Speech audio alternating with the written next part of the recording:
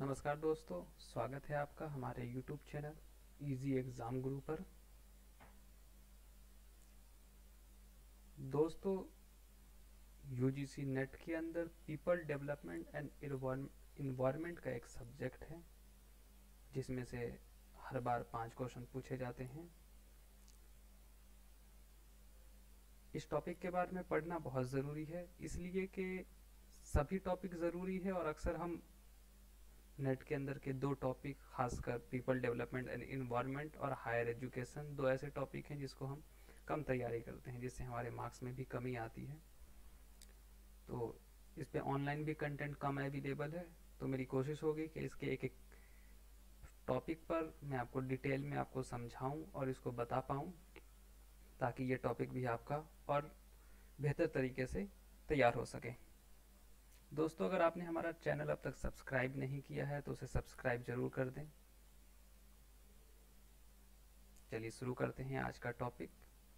People development and environment का जो आज का टॉपिक है, जिस पे हम आज बात करेंगे, वो है millennium development and sustainable development goal. दोस्तों, ये अभी हाल ही में यूजीसी नेट के अंदर इसको ऐड किया गया है। ये 2 गोल हैं, millennium development goal and sustainable development goal, जिसके बारे में हमें जानना ज़रूरी है। तो चलिए पहले जानते हैं मिलेनियम डेवलपमेंट गोल है क्या। दोस्तों, मिलेनियम डेवलपमेंट गोल जो है आपका यूएन जनरल असेंबली ने सितंबर 2000 के अंदर इसके जितने भी मेंबर थे, उस दौरान 189 यूएन मेंबर्स थे जिन्होंने इसको एक्सेप्ट किया, और इस गोल को उन सभी ने ये निर्णय किया कि साल 2015 तक वो इसको अचीव कर लेंगे। इसमें टोटल 8 लक्ष्य रखे गए, 8 गोल थे जिनको उन्हें अचीव करना था साल 2015 तक। तो दोस्तों, ये ध्यान रखिएगा कि इसको सितंबर 2000 के अंदर यूएन की जनरल असेंबली में इस गोल को लागू किया गया था, जिसमें 189 यूएन के मेंबर्स थे और इसके अंडर 8 गोल थे जिसे 2015 तक इसको अचीव करना था। ये बहुत इंपॉर्टेंट है दोस्तों, अक्सर इसी तरह के सवाल पूछ लिए जाते हैं।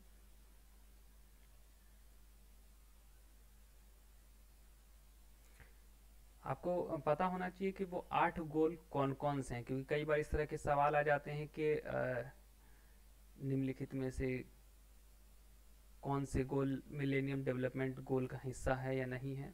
तो ऐसे में अगर आपको पता होगा तो आप सही की पहचान कर पाएंगे। दोस्तों, जो इसमें 8 गोल है उसमें सबसे जो पहला गोल है वो है आपका पॉवर्टी एंड हंगर का, कि जो अत्यधिक गरीब और भूखे हैं उनके उन्मूलन के लिए कोई कार्यक्रम चलाया जाए। बेसिकली इनका टारगेट था कि भूख और गरीबी को खत्म करना साल 2015 तक। दूसरा शिक्षा से रिलेटेड है, एजुकेशन से रिलेटेड है, जिसमें यूनिवर्सल प्राइमरी एजुकेशन की बात कहेगी कि वो अचीव करेंगे यूनिवर्सल प्राइमरी एजुकेशन। तीसरा जेंडर इक्वलिटी की बात की गई और वुमेन एम्पावरमेंट की बात की गई तीसरे गोल के अंदर। जो चौथा गोल है वो है आपका वो चाइल्ड मोर्टेलिटी की बात की गई, जिसमें कि रिड्यूस करेंगे चाइल्ड मोर्टेलिटी को। इसके अलावा जो 5वां गोल है इम्प्रूव मैटरनल हेल्थ की है, 5वां गोल आपका। 6th है HIV एड्स मलेरिया और अदर जो डिजीज हैं उसको कम किया जाए, उसके कैसे कम किया जाए उसको लेकर नेक्स्ट गोल था। और जो 7वां गोल है वो इन्वायरमेंट सस्टेनेबिलिटी की बात की गई थी। जो 7th गोल है वो है इन्वायरमेंटल सस्टेनेबिलिटी की। और जो लास्ट गोल है वो आपस में साझेदारी की है कि एक ग्लोबल पार्टनरशिप डेवलप किया जा सके डेवलपमेंट के लिए। तो टोटल दोस्तों, इसमें आप ध्यान रखने वाली बात यह है कि इसमें 3 गोल हेल्थ से रिलेटेड हैं। इसमें आपकी जो डिजीज हैं HIV एड्स मलेरिया उनको कम करने की बात की गई एक गोल के अंदर, एक में मैटरनल हेल्थ की बात की गई, मातृत्व स्वास्थ्य की बात की गई, एक में जो चाइल्ड मोर्टेलिटी है उसको कम करने की बात की गई है।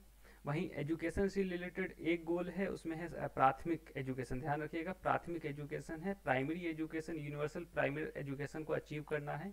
एक भूख और गरीबी, पॉवर्टी एंड हंगर को लेकर है। एक इक्वलिटी की बात की गई, जेंडर इक्वलिटी को लेकर एक है, और एक पर्यावरण से रिलेटेड है, और एक आपस में किस तरीके से पार्टनरशिप डेवलप हो सके यूनिवर्सल, उसकी बात की गई है।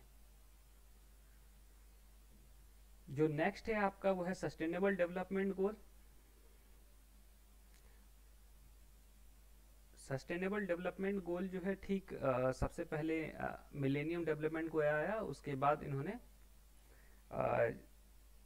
जैसे ही वो जिस साल 2015 में टारगेट था वो खत्म हुआ, उसके बाद उन्होंने एक सस्टेनेबल डेवलपमेंट गोल लेकर आए यूएन ने। ठीक है, इसके अंदर फिर से जो जितने भी मेंबर्स थे इन्होंने इनको इसमें टोटल उस समय 8 गोल थे, लेकिन सस्टेनेबल में 17 गोल थे जिनको उन्होंने अचीव करने की बात की गई है। और जो डेडलाइन इस गोल को अचीव करने की रखी गई वो 2030 रखी गई कि इसमें जितने भी 17 गोल हैं जो डिसाइड किए गए हैं यूएन के मेंबर्स द्वारा, वो 2030 से पहले पहले उसको अचीव कर लिया जाएगा। दोस्तों आपको पता होगा कि इसमें सबसे इम्पोर्टेंट है इस गोल को जानने के लिए कि आपको ये पता हो कि जून 1992 में एक अर्थ समिट हुआ था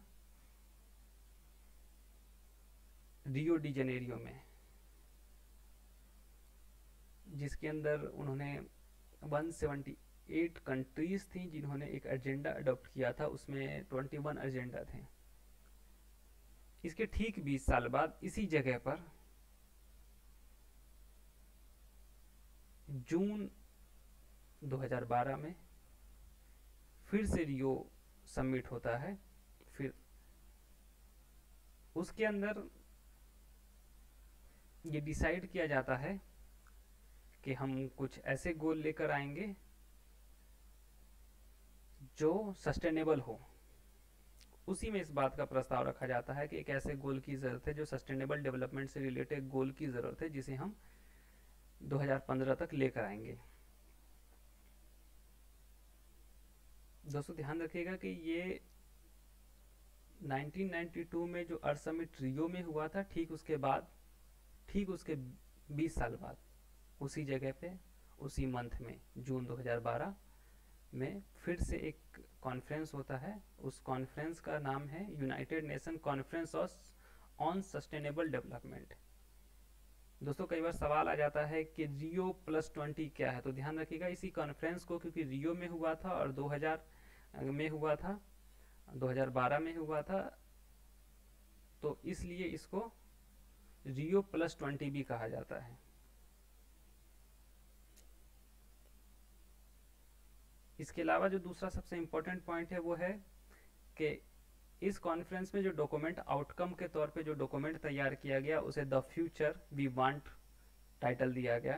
तो ध्यान रखिएगा कि जो द फ्यूचर वी वांट है वो आपका United nation conference on sustainable development जो कि रियो में 2012 में हुआ था, उसमें जो आउटकम का डॉक्यूमेंट तैयार हुआ था उसे ही द फ्यूचर वी वांट कहते हैं।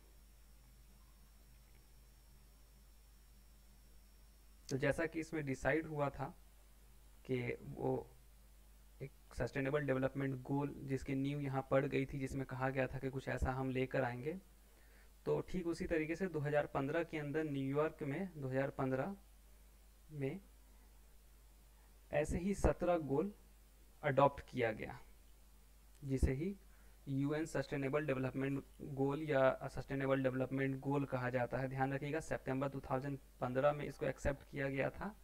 इसके अंदर 17 गोल थे और इसका जो थीम थी इस कॉन्फ्रेंस की, इसकी जो थीम थी वो थीम थी ट्रांसफॉर्मिंग आवर वर्ल्ड।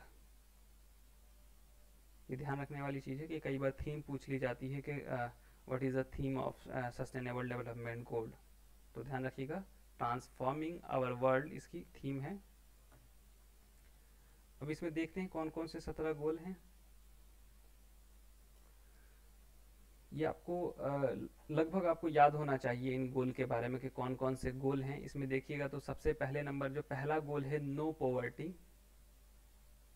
कि कोई भी मतलब गरीब ना हो, ज़ीरो हंगर, भूखा ना रहे दुनिया में कोई भी, ठीक है। 2 गोल आपके गरीबी और भूख को लेकर है। तीसरा गोल हेल्थ से रिलेटेड है, गुड हेल्थ एंड वेलबींग की बात की गई है। फोर्थ में क्वालिटी एजुकेशन। फिफ्थ में जेंडर इक्वालिटी। सिक्स्थ में क्लीन वाटर। सेवंथ में अफोर्डेबल एंड क्लीन एनर्जी। जो एट्थ गोल है वो आपका इकोनॉमिक ग्रोथ। नाइन्थ में इंडस्ट्री इनोवेशन एंड इंफ्रास्ट्रक्चर की बात की गई, जिसमें सुधार करने की बात की गई है। 10th goal reduce in equalities को कम करने की बात की गई है। सस्टेनेबल सिटीज एंड कम्युनिटीज की बात की गई है 11th गोल में। जो 12th है उसमें रिस्पॉन्सिबल कंजम्पशंस एंड प्रोडक्शन की बात की गई है। 13 में क्लाइमेट की बात की गई है। 14th में लाइफ बिलो वाटर, जमीन के नीचे का जो जल जीवन है उसकी बात की गई है कि उसका भी ध्यान रखना है। लाइफ ऑन लैंड, जो जमीन पे जो लाइफ है, जो धरती पे लाइफ है, उसका भी ध्यान रखना है। 16 में piece justice and strong institution की बात की गई है। और जो 7th में पार्टनरशिप फॉर द गोल, इस गोल के लिए आपस में पार्टनरशिप की बात की गई है। दोस्तों ये जो सस्टेनेबल गोल है आप इसको समझिए। सस्टेनेबल गोल का मतलब है कि इस कॉन्फ्रेंस का ये टारगेट था कि अपने फ्यूचर के लिए हम एक ऐसा सिस्टम तैयार कर दें ताकि जो रिसोर्सेज हैं वो हमारे साथ साथ आने वाली हमारी जो पुश्तें हैं वो भी इसका इस्तेमाल कर पाएँ, उनके लिए भी बचा हुआ हो, उन्हें दिक्कत ना उठाना पड़े।